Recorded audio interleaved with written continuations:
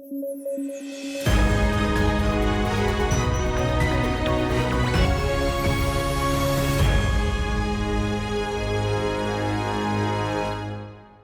News at 9 programme में आपका स्वागत है। मैं हूं अमृत उपाध्याय। आइए जल्दी से देखें आज की हेडलाइन। पंजाब ने लगाया पूसा 44 धान की खेती पर प्रतिबंध। पूसा 44 उच्च पैदावार के लिए प्रसिद्ध, भूजल संरक्षण के लिए लगाया प्रतिबंध। जापान ने फिर से छोड़ा समुद्र में रेडियो एक्टिव पानी। चीन, साउथ कोरिया ने किया विरोध। खतरे में जन स्वास्थ्य और खाद्य सुरक्षा। और 2023 के साहित्य के नोबेल पुरस्कार के विजेता की घोषणा। जॉन फॉसे को मिला साहित्य का नोबेल। नॉर्वे के हैं John Fosse.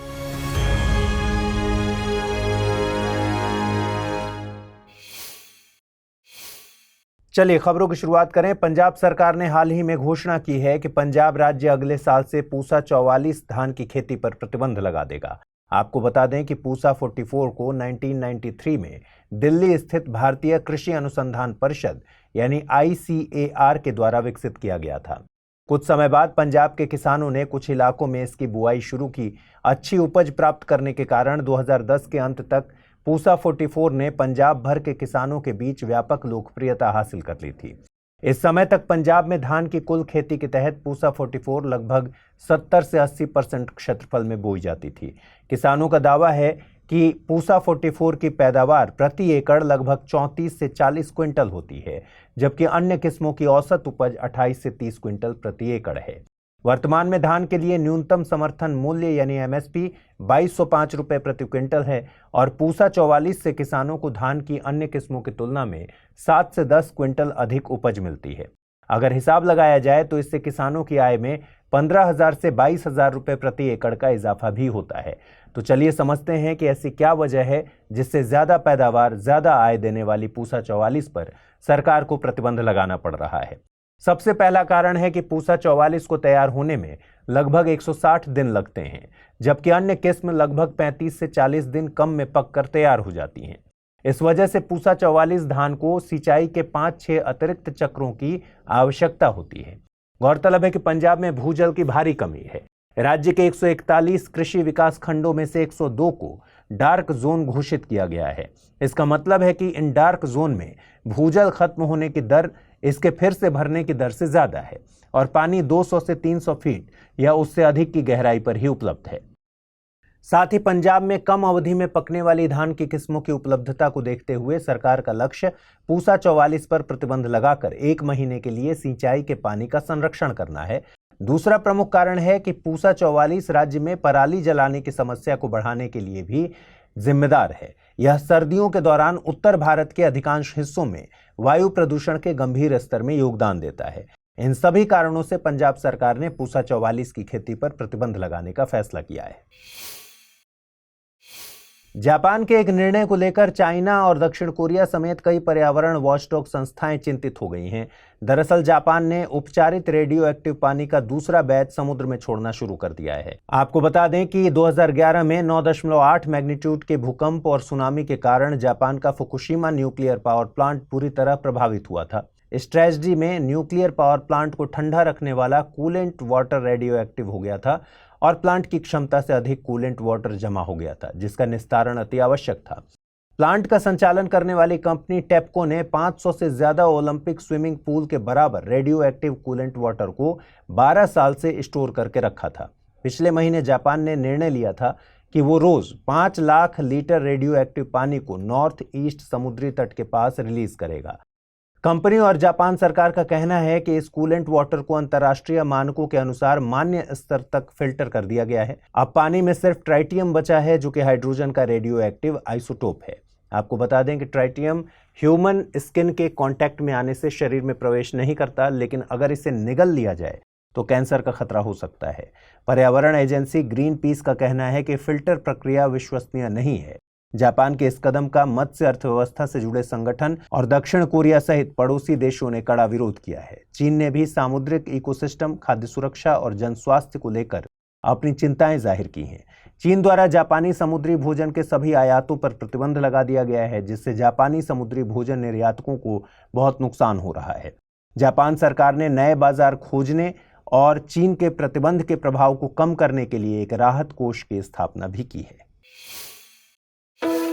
Study IQ IAS Hindi team UPSC के लिए P2I यानी प्रीलिम्स टू इंटरव्यू का नया कोर्स लेकर आई है। बैच की शुरुआत 10 अक्टूबर 2023 को शाम को 6 बजे हो रही है। बैच हिंदी और इंग्लिश तथा इंग्लिश तीनों भाषाओं में एक ही समय पर शुरू किया जा रहा है। इस P2I न्यू फाउंडेशन कोर्स में नया फीचर ऐड किया गया है। आप इसे 3 कैटेगरी सिल्वर, गोल्ड और प्लैटिनम में खरीद सकते हैं। सिल्वर कैटेगरी में कोर्स की वैधता 1 साल, गोल्ड में 2 साल और प्लैटिनम में 3 साल रहेगी। इस कोर्स में डिस्काउंट हासिल करने के लिए आपको अमृत लाइव कोड यूज करना होगा। कोर्स के प्राइस की शुरुआत 23,999 रुपए से हो रही है। कोर्स के संबंध में ज्यादा जानकारी के लिए डिस्क्रिप्शन बॉक्स में दिए गए लिंक पर क्लिक कर लीजिए। 2023 के साहित्य के नोबेल पुरस्कार के विजेता की घोषणा स्टॉकहोम में स्वीडिश अकादमी द्वारा की गई है। इस साल जॉन फॉसे को साहित्य का नोबेल पुरस्कार मिला। जॉन फॉसे का संबंध नॉर्वे से है। जॉन फॉसे को इनके अभिनव नाटकों और गद्यों को जो बेजुबान को आवाज देते हैं के लिए पुरस्कार मिला है। स्वीडिश उद्योगपति और पुरस्कार संस्थापक अल्फ्रेड नोबेल के शब्दों में, प्रतिष्ठित पुरस्कार उस व्यक्ति को दिया जाना चाहिए जिसने साहित्य के क्षेत्र में आदर्शवादी दिशा में सबसे उत्कृष्ट कार्य किया है। प्रत्येक प्राप्तकर्ता को एक पदक, एक डिप्लोमा और एक मौद्रिक पुरस्कार मिलता है। आपको बता दें कि पिछले साल यानी 2022 का नोबेल पुरस्कार फ्रेंच लेखिका एनी एर्नॉक्स को मिला था। चलिए साहित्य के नोबेल पुरस्कार से संबंधित कुछ रोचक तथ्यों को भी जानते हैं। साहित्य में पहला नोबेल पुरस्कार 1901 में फ्रांस के सुली प्रुधोमे को दिया गया था। 2023 तक साहित्य में नोबेल पुरस्कार 120 व्यक्तियों को प्रदान किया जा चुका था, जिसमें 17 महिलाएं हैं। भाषा की बात की जाए तो सर्वाधिक पुरस्कार अंग्रेजी भाषा को मिले हैं। इसके बाद फ्रेंच और जर्मन का स्थान आता है। वहीं देश की बात की जाए तो सर्वाधिक पुरस्कार फ्रांस के नागरिकों को मिला है। भारत की बात करें तो अभी तक भारत में जन्मे 2 लोगों को साहित्य का नोबेल मिला है। एक हैं रुडयार्ड किपलिंग और दूसरे हैं रविंद्रनाथ टैगोर। रुडयार्ड किपलिंग का जन्म 30 दिसंबर 1865 को ब्रिटिश भारत के बॉम्बे प्रेसिडेंसी में हुआ था और इन्हें 1907 में साहित्य के लिए नोबेल पुरस्कार से सम्मानित किया गया। रुडयार्ड साहित्य के सबसे कम उम्र के नोबेल पुरस्कार विजेता भी थे। पुरस्कार दिए जाने के समय इनकी उम्र 41 वर्ष की थी। गौरतलब है कि रविंद्रनाथ टैगोर ने 1913 में लंदन में प्रकाशित अपने संग्रह गीतांजलि के लिए साहित्य का नोबेल जीता था। रविंद्रनाथ टैगोर का जन्म कोलकाता में हुआ था। वे पहले एशियन और पहले भारतीय नागरिक थे जिन्हें यह पुरस्कार मिला। हालांकि टैगोर ने बंगाली और अंग्रेजी भाषा में गीतांजलि की रचना की थी। हाल ही में शालबन बौद्ध विहार सुर्खियों में है। दरअसल बांग्लादेश में भारत के उच्चायुक्त ने हाल ही में बांग्लादेश के कुमिला जिले में स्थित शालबन बौद्ध विहार का दौरा किया था। चलिए जानते हैं शालबन विहार के बारे में। शालबन विहार का वास्तविक नाम श्री भाबादेव मोह विहार है। इस मोह विहार का निर्माण 7वीं से 8वीं शताब्दी के मध्य देव वंश के चौथे शासक श्री भाबदेव ने किया था। शालबन बौद्ध विहार कुमिला जिले के लालमई मैनमती क्षेत्र में है, जो अविभाजित भारत की प्राचीन सभ्यता के पुरातात्विक स्थलों में से एक है। लालमई मैनमती क्षेत्र की बात करें तो यह निचली पहाड़ियों की श्रृंखला है। इस पुरातात्विक स्थल में बौद्ध मंदिरों और विहारों के खंडहर मिले थे, जिन्हें शालबन विहार के नाम से जाना जाता है। इसकी वास्तुकला की बात करें तो इनका निर्माण 7वीं शताब्दी में प्रचलित पहाड़पुर शैली में हुआ है। यह विहार वर्गाकार आकृति में बना है, जिसकी प्रत्येक भुजा की लंबाई 168 मीटर है। विहार की 4 भुजाओं में कुल 115 भिक्षु कक्ष बनाए गए हैं और मध्य में एक मंदिर है। केंद्रीय मुख्य मंदिर के चारों ओर कई छोटे मंदिर और स्तूपों के खंडहर पाए गए हैं। यह विहार 12वीं शताब्दी तक संचालित रहा। उत्खनन से 7वीं और 12वीं शताब्दी के बीच की कई पुरातात्विक कलाकृतियां सामने आई हैं। पुरातात्विक खुदाई के दौरान विभिन्न प्रकार की टेराकोटा पट्टिकाएं, मिट्टी के बर्तन, टेराकोटा मोती, कांस्य और मिट्टी की मूर्तियां, सजी हुई ईंटें, ताम्रपत्र शिलालेख, मोहरें और सोने तथा चांदी के सिक्के सहित विभिन्न मूल्यवान कलाकृतियां पाई गई हैं।